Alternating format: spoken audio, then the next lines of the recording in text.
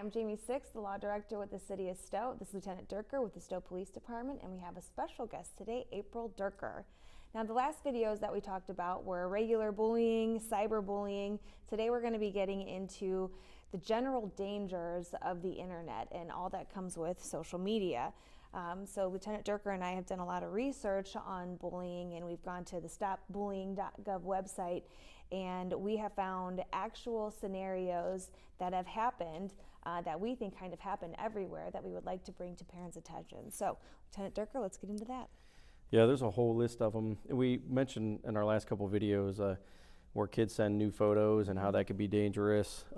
Also, how kids prompt others or encourage self-harm on each other, so it's very dangerous. But one that kind of played in that we read experience with my personal life, where my son was telling me one of his friends last year called his parents and said, hey, can you come pick me up? I'm at a party and kids are drinking. He didn't feel comfortable being there, so they picked him up. Well, what turned out happening was the kids actually, his former friends started bullying him because they called him goody two-shoes and then thought maybe he narked on them, you know, those kind of things. Also another one that does occur and we see is economically challenged kids can be made fun of for like having older shoes or backpack or something, not the latest gear, so they can be made fun of, so parents need to be aware of that. And then the jealousy one that we read about. I think social media allows people to portray lives that aren't realistic or aren't necessarily, you know, their own, where people want to have the life like this person, or they want the things that this person has, or they're just jealous in general. You know, when it comes to high school, you are jealous of people's things and, you know, what you don't have. If a girl likes a boy, but that boy likes a different girl, you know, the girl that's not liked might start a rumor about the girl that the boy does like and spread it all over the place, you know. So it can be, you know, those are some examples that can be really toxic to the kids. And the means, we talked about means in the past, but the apps, there's so many apps that we found on the website, and we talked to one of our detectives about that, right? Yeah, so we have the link to it. It's stopbullying.gov, and there's at least 30 apps on there. So we put the apps in front of our detective who's been here for at least 30 years. He's in our sex crimes division, so those are the kinds of cases that he looks at. And the two apps that jumped out to him as it relates to, you know, predators, because online dangers aren't just bullying and cyberbullying, you know, they're predators who are preying on our young children sexually, right? So the apps that he told us to tell parents to stay or have their kids stay away from are Kik and Snapchat. And Snapchat's one that we see often, that it's just a quick photo, right? And the only way to get evidence of it is to screenshot it. So that's one we see that comes with bullying, kids making threats of harm to other kids in school, and then sexual things. So keep in mind on those and be aware.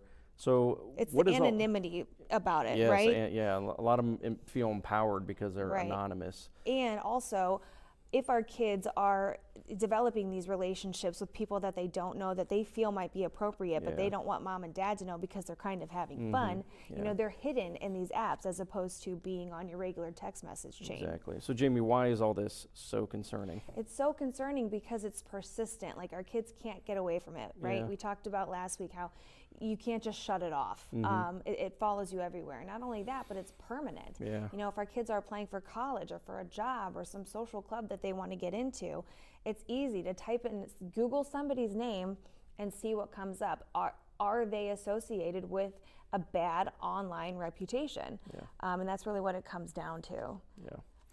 So let's talk about some experience. You and I have some experience, everything we research, but we have a mother who's a 4 who has some experience in what she's observed on her kids' phones and what she's learned in talking to her kids. So April, why don't you go ahead and elaborate on some of these apps in particular and how they could be dangerous and what they actually do? Sure. So if your kid is a gamer, I highly recommend keeping an eye on the Twitch and the Discord app. If your child is up, you know, playing online and playing games like Grand Theft Auto or Fortnite, you know, they're all hooked up to these online communities, and they use those two apps to talk while you're playing the game. So not only are they listening on their headsets to the kids that they're playing with, but they're in these group chats with the other kids that are online, and they say some pretty vulgar things, and sometimes they can get out of hand and obviously cause harm. And that's mentally. assuming that they are communicating with kids. Correct. We don't know who they're talking to. This is just another form of stranger danger, Yeah. only through social media. Mm-hmm. Right, and they can be anybody out there, anybody posing as another child, an adult, or it could just be kids from their own little community that they play with. But if someone makes the other child mad, then they all kind of gang up, which brings on the bullying. Yeah. What's the next app that you have? So another app is another game. It's called Roblox. That is kind of like that's real big with the younger, a little bit of the middle schoolers. You go on there and you play little communities, and essentially they think that they're chatting with their friends, but again, anybody can pose as a kid, and it's all anonymous, and they can say some pretty harmful things, and it can lead into sexual comments, which then can lead to other things. I have a 7-year-old who talks about playing like Fortnite and Roblox. I'm like, absolutely not. Yeah, it's incredible. Right. A new and up and coming social media app is the Be Real app. That app allows you to post with no filters, and it kind of shares the location where you're at and other people that may be around you, so you see other people that are in the area, and even though it doesn't allow you to have followers and get likes, you still are able to receive comments on all of those pictures that you're taking. That's so dangerous. Just the fact that it shares your location with other people who you don't know. Yeah, it's incredible. You and I, when we were talking about this, one that was very concerning to me in particular was Gas App. Can you talk about that one? So a Gas App is for iPhones only as of right now.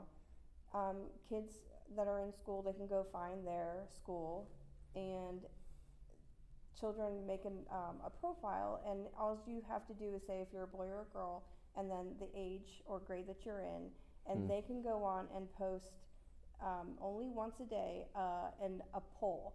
So they can say, so-and-so is wearing black, should they be wearing black? And then they give 4 answers, and it could be any answers that they want. And then each kid will get a notification, hey, there's a new poll for you to answer, and it's all anonymous. So while it could be about everyday things, it also could lead into some very harmful questions about other children, and kind of opens the door for very bad comments or very bad questions about other children. And you have, like, if you're asking a question about me, I have no control over that question, and everybody is giving their opinion on me, and I don't want it, and you're not going to like the answer, or maybe you do, but still, like, you didn't give consent to have that happen. So it seems very detrimental. Yeah, this one seems very scary in that regard. So, we talked about all these apps and everything, and what can we do as parents? What preventative measures can we take? We spoke, and a lot of what you learned is through a parental app that you put on your phone. So that's one way, and there's many other ways that we can talk about and preventative measures we can take. Yep, and we're going to get into that next time. So thank you for joining us today, April. It's my pleasure. Yes, thank you. We'll see you next time.